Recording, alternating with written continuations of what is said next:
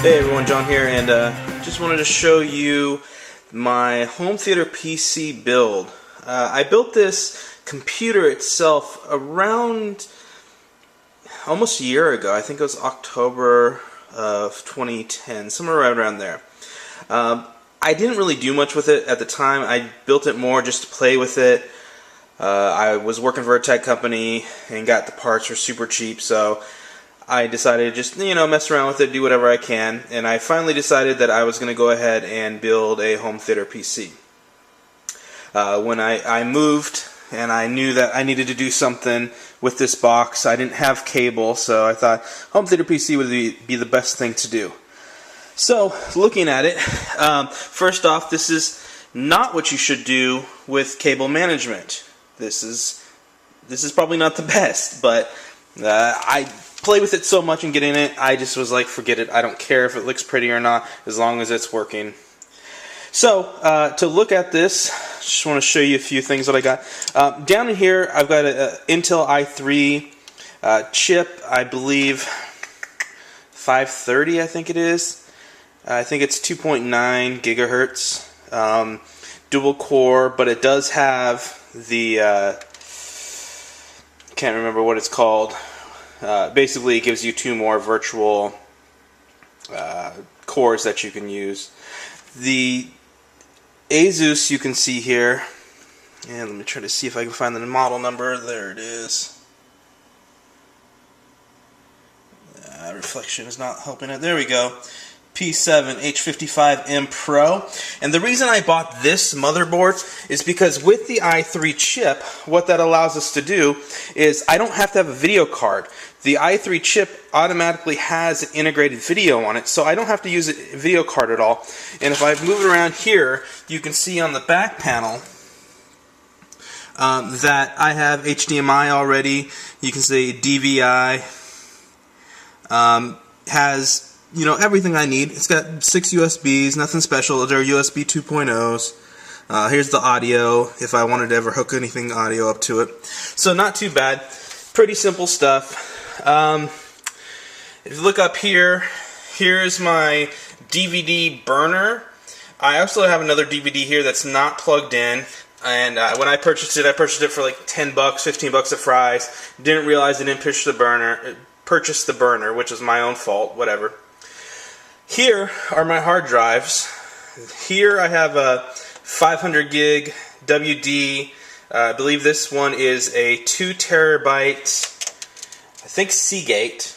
And then this one is a 3 terabyte Seagate. And I just got the 3 terabyte here just recently. 500 gigs just the operating system itself. And one day I plan on rebuilding, using most of these parts to build a better box. As you can see, this is just a standard case. It is not a home theater PC case. I plan on putting standard, I want to put a solid state drive instead of having a 500 gig. This 2 terabyte is strictly for DVR. Now, I hardly have anything on it because I don't have cable. I just have just regular over-the-wire television, over-the-air television, excuse me. So there's not really much on it. Here's the 3 terabyte, and that holds all my TV shows and movies.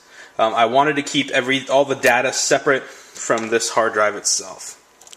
Tough to see in here, but if you see right here, I have two gigabyte sticks of RAM. And I want to say, I can't see you. I think they're Patriot RAM that I bought a while ago. And what kills me is that I probably spent $80 on 4 gigs of RAM. If you go to Newegg now, you can find 8 gigs of RAM for $60. So just shows you what 8-9 months will do. Other than that, the other thing I want to show you, well, I'll show you the power supply. This is the standard power supply that goes inside of there, nothing special. It's 400 watts, works fine. Here is my TV tuner. I've got a TV tuner card. I know I'm going to destroy the name because I can never pronounce it.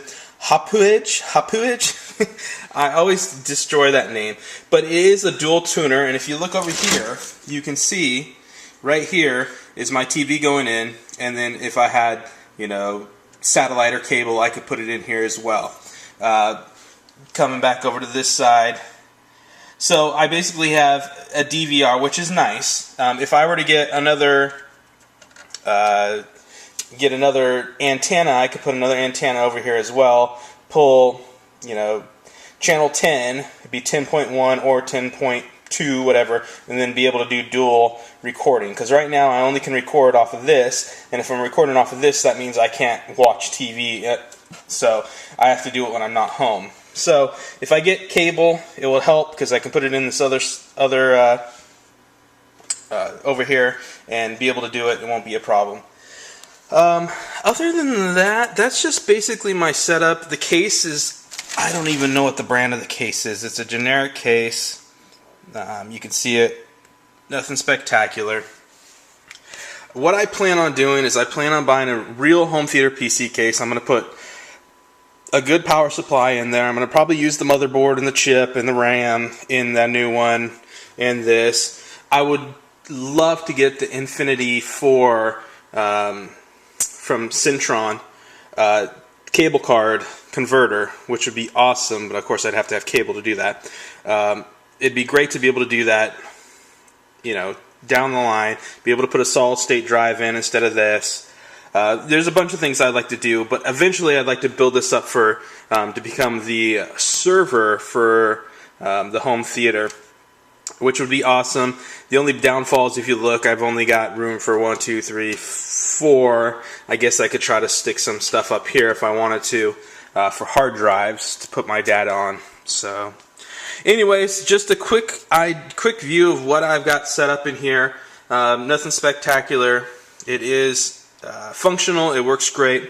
And shortly I'll have a video on how I'm running it with Windows Media Center, all the plugins I have and stuff like that. So anyways, thanks for watching. Don't forget to rate, comment, subscribe.